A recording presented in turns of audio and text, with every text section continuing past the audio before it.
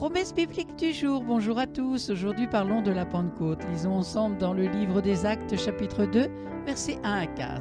Le jour de la Pentecôte, ils étaient tous ensemble dans le même lieu. Tout à coup, il vint du ciel un bruit comme celui d'un vent impétueux, et il remplit toute la maison où ils étaient assis. Des langues semblables à des langues de feu leur apparurent, séparées les unes des autres, et se posèrent sur chacun d'eux. Et ils furent tous remplis du Saint-Esprit et se mirent à parler en d'autres langues selon que l'Esprit leur donnait de s'exprimer. La Pentecôte est considérée comme la fête au cours de laquelle l'Église a été fondée. Il y a plus de 2000 ans, c'est également lors de cette fête que le Saint-Esprit s'est déversé sur les croyants de la première heure. Pour autant, il convient de revenir à sa définition originelle pour en comprendre le sens véritable. C'est à ce moment que la Pentecôte est instituée. Elle a eu lieu 50 jours après la fête de Pâques et est également désignée comme la fête des semaines ou la fête de la moisson. C'est l'occasion pour le peuple juif d'apporter des offrandes d'action de grâce, des agneaux sans défaut, ainsi que pour faire des sacrifices d'expiation. Un des aspects étonnants de cette cérémonie est le fait d'apporter au sacrificateur du pain avec du levain, chose qui était proscrite pendant la Pâque. L'on peut considérer que ce levain est une préfiguration de la formation de l'Église plusieurs millénaires plus tard. Dans le Nouveau Testament, 50 jours précisément après la résurrection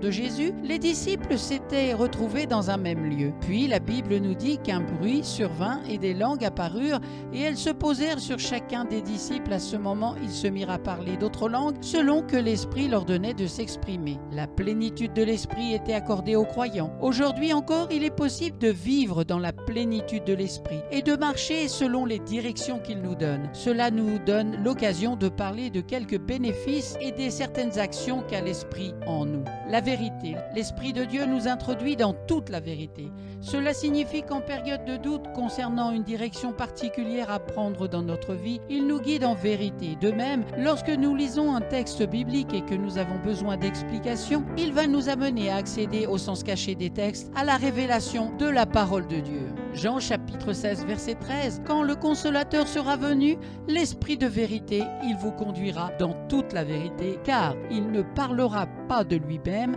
mais il dira tout ce qu'il aura entendu et vous annoncera les choses à venir. L'appartenance, Romains chapitre 8 verset 15, et vous n'avez point reçu un esprit de servitude pour être encore dans la crainte, mais vous avez reçu un esprit d'adoption par lequel nous crions Abba Père. Galates chapitre 4 verset 6, et c'est parce que vous êtes fils, Dieu a envoyé dans nos cœurs l'esprit de son Fils, lequel crie Abba Père. L'Esprit de Dieu nous atteste notre appartenance à Christ. Parfois nous doutons de notre appartenance au Seigneur. Cela peut être dû à la faiblesse de notre chair et aux erreurs que nous commettons trop souvent dans notre vie chrétienne. Nous avons parfois le sentiment d'être absolument abandonnés, surtout dans les épreuves. À ce moment, l'Esprit de Dieu crie au plus profond de nous Abba Père. Il nous témoigne, si nous en doutions encore, que nous appartenons à la famille divine et que le Seigneur ne nous a jamais oubliés. En ce qui concerne la prière, Romains chapitre 8 verset 26, de même aussi l'Esprit nous aide dans notre faiblesse, car nous ne savons pas ce qu'il convient de demander dans nos prières, mais l'Esprit lui-même intercède par des soupirs inexprimables. L'Esprit de Dieu nous aide dans nos prières, tel que le texte de Romains nous le dit. Nous ne savons pas toujours quoi demander à Dieu. Ainsi, l'Esprit vient nous inspirer dans nos requêtes pour nous permettre d'accéder à l'exaucement. Car en effet, lorsque nos demandes ne sont pas conformes à la volonté divine, nous risquons de ne pas être exaucés. L'Esprit de Dieu intercède également en notre faveur par des soupirs inexprimables. Enfin, je souhaite vous encourager tous à maintenir la flamme de l'Esprit Saint qui est en vous. Pour ceux qui ne sont pas encore baptisés dans le Saint-Esprit et qui n'ont pas encore reçu le don des langues, je vous encourage à y aspirer et à prier avec ferveur pour le recevoir.